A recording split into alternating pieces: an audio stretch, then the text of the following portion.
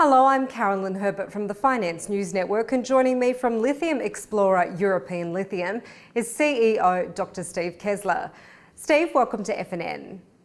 It's a pleasure to be here, Carolyn. Steve, can you start by giving us an introduction to the company and your key project?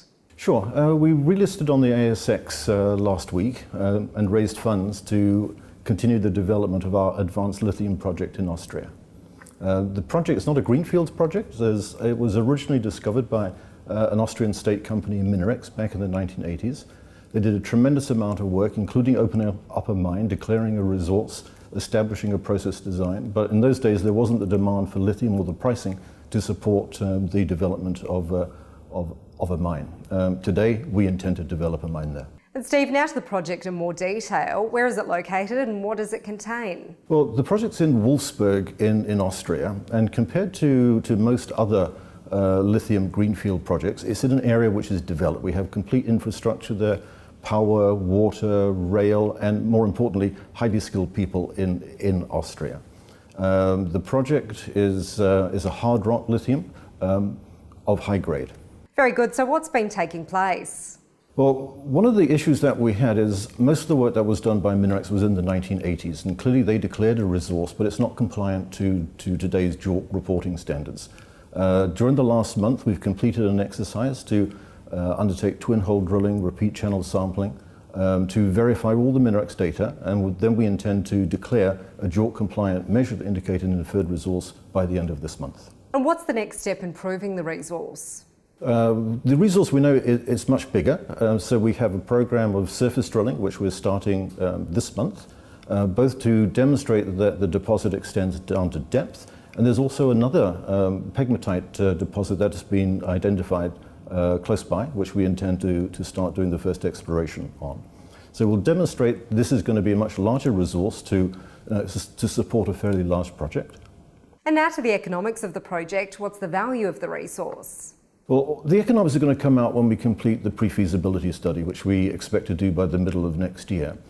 But one of the things which was discovered by the Austrian company in the 1980s, that from this project, not only do we get a spodumene concentrate, lithium spodumene concentrate, but also byproducts of feldspar, quartz, and mica, which is of value to the glass ceramic industry locally.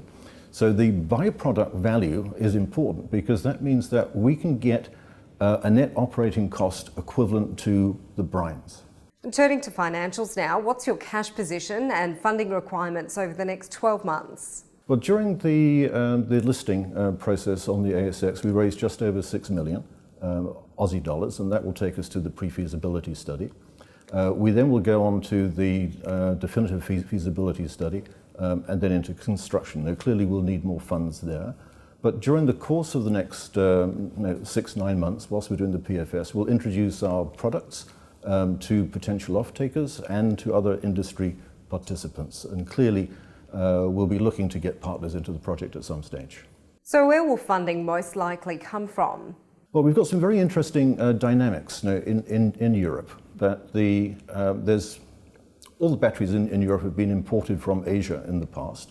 In the last few weeks, there's been a slew of announcements of battery projects being constructed in Hungary, in Germany, in Britain. They need a supply of lithium. And here we have the potential to be part of an integrated supply chain from our mine through conversion plant to the battery plants.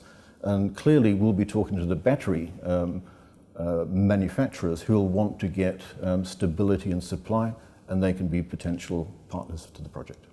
Steve, there are a lot of junior developers expected to come into production over the next few years. So what's your view on pricing and what's your advantage? Clearly, the next big thing is lithium. And in Europe in particular, there's tremendous political support to go carbon neutral, to reduce emissions, to develop the use of electric vehicles, particularly in cities, but also linked with renewables. You need fixed energy storage linked to wind and solar. So here we have the advantage of being centrally located in Europe as the potential first supplier of lithium to the battery plants in Europe. Not only that, we've got a second string to our bow, is that the glass and ceramic manufacturers in Europe currently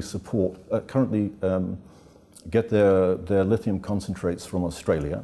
Most of that is heading to China, and they're very keen to work with us to develop a supply, a fast-track supply of lithium concentrate for the glass ceramic producers of Europe. So we're looking at getting into production within 2 years to the glass and ceramic producers and 4 years to the battery manufacturers. And finally, Steve, where would you like to see European Lithium 12 months from now? Well, 12 months from now, we'll have an expanded resource. We'll have completed a PFS that shows robust economics. We'll be in the middle of a DFS. We'll be right in the middle of our fast-track development of concentrate for the glass ceramic producers. We will have obtained partners for the project going forward, either industry partners or offtake partners. Steve Kesler, thanks for the introduction to European Lithium. That's a pleasure, Carolyn. Thank you.